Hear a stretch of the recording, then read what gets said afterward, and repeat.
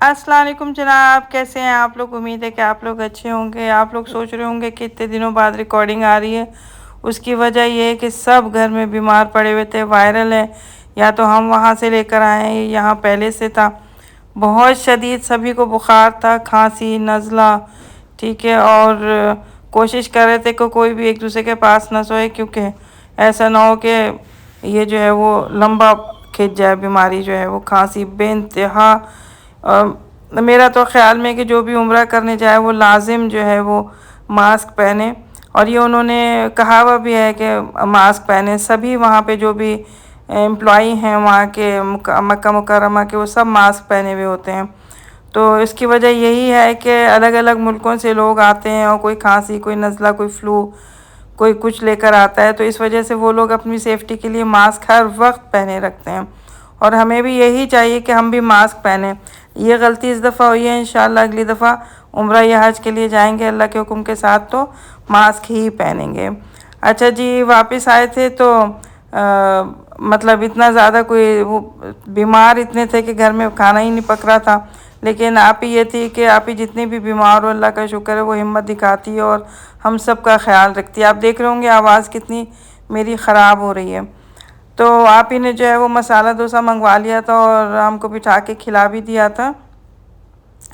मुझे एक अच्छा, ये आप ही की सालगिरह थी 9 रबीउल अव्वल की, तो हमने 8 रबीउल अव्वल की रात को ये सब मतलब केक वगैरह मंगवा लिए थे। केक नहीं था, पेस्ट्रीज़ थी। केक मंगवाओ, अगर डिलीवरी करवाओ केक की, तो वो लोग जो है वो फ़्रेश नहीं देते। पेस्ट्रीज़ फ़्रेश आती हैं, मुझे नहीं मालूम केक क्यों फ़्रेश नहीं देते।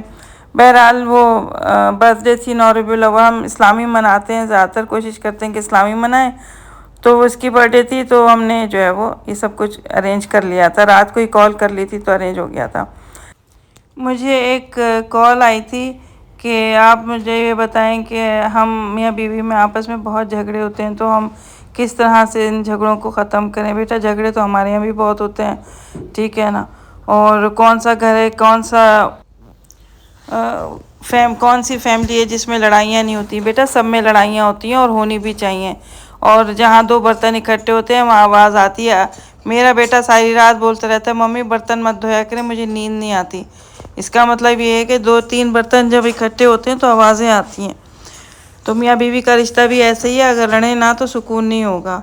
और लड़ना भी चाहिए। किसी की देखें, हर किसी की नेचर अल्लाह ताला ने अलग रखी है। वो बहुत कम मियाँ बीवी होते हैं जिनके सितारे आपस में मिलते हैं और उनमें कभी लड़ाई नहीं होती। उनमें भी होती होगी लाजिम, तो मैं में चलती है, ठीक है। आप लोग मियाँ बीवी दोनों में पेशेंस होना चाहिए। देखें, होना ये चाहिए कि एक लड़े तो दूसरा चुप रहे, तो कभी भी लड़ाई जो है वो लंबी नहीं खिंचती और दरारें नहीं आती। एक लड़े दूसरा चुप रहे, शौहर लड़े बीवी चुप रहे, बीवी लड़े शौहर चुप रहे, यही हो सकता है। इसके अलावा कोई दूसरा कोई ऐसी गोली नहीं बनी, ऐसा कैप्सूल नहीं बना, ऐसा इंजेक्शन नहीं बना, ऐसी कोई बात नहीं बनी, ऐसी कोई किताब नहीं है जिसमें यह लिखा हुआ हो कि मियाँ बीवी ये इस चीज़ पर अमल करें तो उनमें लड़ाई नहीं होगी। हो ही नहीं सकता कि लड़ाई ना हो। किसी बात पे नाराज़गी हो जाती है, क्लैश हो जाता है, किसी ओपिनियन में क्लैश हो जाता है। किसी को पर्दा जो है वो ब्लू कलर का अच्छा लग रहा होता है और शौहर को जो है ग्रीन कलर का अच्छा लग रहा होता है। किसी बात पे भी हो जाती है, बच्चों को लेकर हो जाती है। तो इसमें अपने जहन पे इतना ज़ोर डालने की ज़रूरत नहीं है, ठीक है ना। थोड़ी सी समझदारी चाहिए होती है और कुछ भी नहीं चाहिए होता। और अगर किसी से भी कोई गलत बात हुई हो तो दूसरे का टोकना बनता है। अगर बीवी ने कोई गलत बात की है तो टोकना बनता है, और शौहर ने कोई गलत बात की है तो शौहर का भी टोकना बनता है। बीवी से कहे कि तुम्हारी गलत बात थी। एक दूसरे को संभालते संभालते ही गाड़ी आगे चलती है। एक गाड़ी पंक्चर हो तो गाड़ी आगे नहीं जा सकती, लाजिम उसमें हवा डालनी पड़ती है, उसको लेवल में लाना पड़ता है दूसरे टायरों के, तभी आगे बढ़ती है, ठीक है ना। और कितनी ही अच्छी बात है कि अगर देखें आपस में मियाँ बीवी लड़ें या एक कमरे में बैठ के एक दूसरे को बुरा भला कहें या एक दूसरे पे टॉन्ट करें या जताएं कि तुमने गलत बात की है, तो बहुत अच्छी बात होती है। और अगर चार के बीच में बैठ के शौहर ये बोल देना कि मेरी बीवी जैसा کوئی نہیں ہو سکتا۔ میری بیوی میرے لیے بہت کرتی ہے، اس کے میرے اوپر بہت احسان ہے، وہ میرے بچے سنبھالتی ہے، میرے لیے کھانے پکاتی ہے، میرے لیے کیا کچھ نہیں کرتی۔ تو یقین مانیں کہ بیوی وہ کچھ آپ کے لیے کرے گی کہ آپ نے سوچا بھی نہیں ہوگا۔ وہ آپ کے لیے آپ کی ماں تو ظاہر سی بات ہے وہ نہیں ہو سکتی، لیکن ماں جیسی خصوصیات پیدا کر لے گی، ٹھیک ہے نا۔ کیئرنگ 100% بیوی کیئرنگ ہوتی ہے، ٹھیک ہے۔ وہ مزید اپنے اندر چینجز لائے گی، ٹھیک ہے۔ وہ کرے گی جو آپ سوچ بھی نہیں سکتے، ٹھیک ہے۔ اور اگر 4 لوگوں میں بیٹھ کے کوئی آیا ہوا ہے اور میاں بیوی آپس میں نہ لڑیں اور یہ جتائیں کہ ہم میں آپس میں بہت محبت ہے، تو یقین مانیں کہ اللہ تعالیٰ مزید محبت ڈال دیتا ہے۔ اور بیوی کا کیا جاتا ہے یہ بولنے میں کہ میرا شوہر جو ہے وہ میرے لیے بہت کرتا ہے۔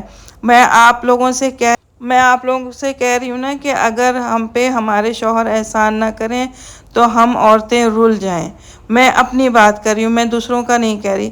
یقین مانیں کہ اگر ہم دروازے کی چابی ہمارے پاس نہیں ہوتی نا، بعض اوقات ایسا ہوتا ہے کہ دروازے کی ہم لوگ باہر کھڑے ہوتے ہیں اور چابی نہیں ہوتی دروازے کی، دروازہ لاک ہوتا ہے، تو میں خاص طور پہ یہ سوچتی ہوں کہ میں کہاں جاؤں گی اب، ٹھیک ہے نا۔ دروازہ نہیں کھل رہا، میں کہاں جا کے کھڑی ہوں گی، کہاں بیٹھوں گی جا کے، اتنا دل میں خوف آ جاتا ہے۔ یہ شوہر ہی ہوتے ہیں جن کے ہم پہ احسان ہوتے ہیں، اللہ تعالیٰ نے ان کو ہمارے لیے بہت زیادہ سپیریئر بنایا ہے، ٹھیک ہے۔ یہ ہمیں کما کے دیتے ہیں، ہمارا خیال رکھتے ہیں، چاہے منہ سے نہیں جتاتے، چاہے بیوی کی تعریف نہیں کرتے، لیکن اپنے فرائض پورے کرتے ہیں، اس میں کوئی کوتاہی نہیں کرتے۔ صبح سے لے کے شام تک نکلتے ہیں، ذلیل و خوار ہوتے ہیں، باسز کی ڈانٹ کھاتے ہیں، امپلائیز سے لڑائی ہوتی ہے، کیا کیا نہیں ہوتا، ٹھیک ہے نا۔ اور وہ کتنا ہمارے لیے برداشت کرتے ہیں، اور لا کر تنخواہیں یا تو بیویوں کے ہاتھ پہ رکھ دیتے ہیں اپنے، یا پھر گھر پہ خرچے میں نکال دیتے ہیں۔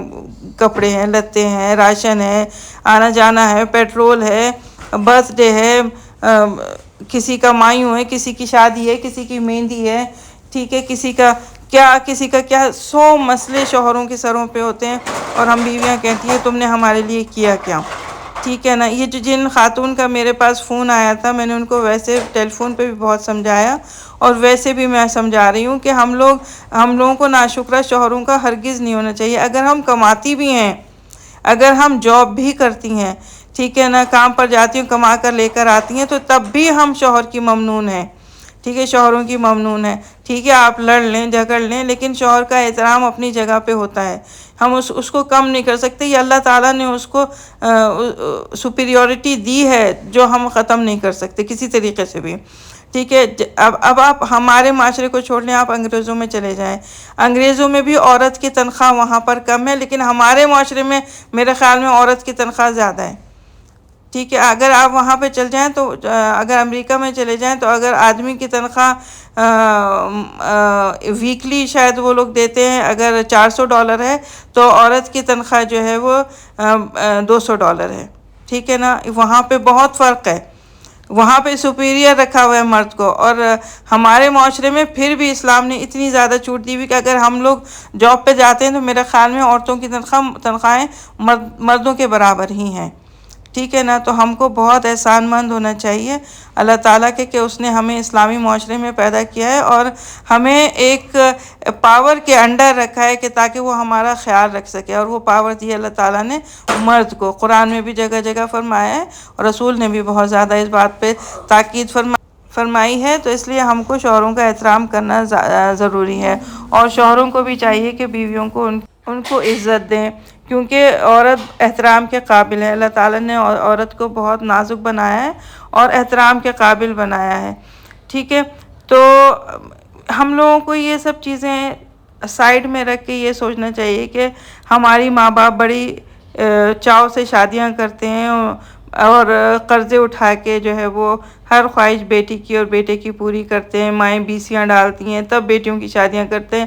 تو ہم لوگوں کو چاہیے کہ ہم یہ سوچیں کہ شادیاں اگر ہم ختم کر رہے ہیں تو ہمارے ماں باپ ایک تو ویسے ہی تکلیف میں آ جائیں گے، پھر وہ ہر کوئی تو اتنا امیر کبیر اور لکھ پتی کروڑ پتی تو نہیں ہوتا کہ وہ ایسے منٹوں میں چٹکی بجائے اور دنیا بھر کی شاپنگیں بھی ہو جائیں، شادیاں بھی ہو جائیں، اور پتہ بھی نہ چلے، ٹھیک ہے۔ تو ہم لوگوں کو ماں باپ کا بھی سوچنا چاہیے شادیاں ختم کرنے سے پہلے، یہ طلاقوں کی طرف قدم اٹھانے سے پہلے، کہ ہمارے ماں باپ پہ کیا گزرے گی اور ہمارے ماں باپ کو ان چیزوں کا کتنا زیادہ نقصان ہوگا۔ اچھا، یہ بتانا اس لیے ضروری تھا کہ جنہوں نے مجھے کال کی تھی انہوں نے بتایا تھا کہ میرا پرابلم نہیں ہے، یہ بہت سارے لوگ ہم اس چیز سے جونج رہے ہیں کہ ہمارے گھروں میں فساد ہیں، جھگڑے ہیں، لڑائیاں ہیں۔ تو بیٹا ایک فساد اور جھگڑے اور لڑائیوں کی ایک وجہ گھر میں جو ہے وہ نماز نہ پڑھنا، قرآن کی تلاوت نہ کرنا اور بڑے چھوٹے کا احترام نہ کرنا بھی ہوتا ہے۔ تو ان چیزوں کا بھی ہمیں خیال رکھنا چاہیے۔ میں بھی کوشش کروں گی کہ میں بھی ان چیزوں پہ عمل کروں۔ میں کوشش بہت کرتی ہوں لیکن پھر بھی میرے میاں سے میری تھوڑی بہت تو میں ہو جاتی ہے، لیکن ہمیں یاد نہیں ہے کہ ہم ناراض سوئے ہوں گے یا ہم لوگوں کی لڑائی جو ہے 1 یا 2 گھنٹے سے زیادہ بڑی ہوگی، یا تو میں منا لیتی ہوں یا وہ منا لیتے ہیں۔ تو ہم سب کو یہی چاہیے کہ چھوٹی موٹی جتنی بھی رنجشیں ہیں، دل میں خلیشیں ہیں، وہ ختم کر کے ایک میاں بیوی بہت اسموتھ اور بہت خوبصورت لائف، آئیڈیل لائف جی سکتے ہیں۔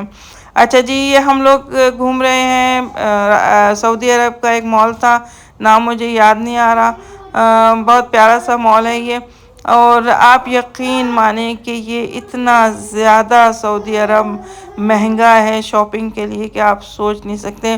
جو چیز یہاں پہ UAE میں 20 درہم کی ہے، وہاں پہ 100 ریال کی، وہی چیز، وہی برانڈ، وہی چیز، میں آپ سے جھوٹ نہیں بول رہی۔ اور کھانوں میں بہت زیادہ فرق ہے، ہم نہیں کھا سکتے وہ کھانے جو ہم UAE میں یا پاکستان میں کھاتے ہیں، ٹھیک ہے۔ ہم یہ سوچ کے کبھی بھی سعودی عرب نہ جائیں کہ کوئی مسئلہ نہیں ہے، وہاں کا کھانا یہاں جیسا، بالکل نہیں ہے ایسا۔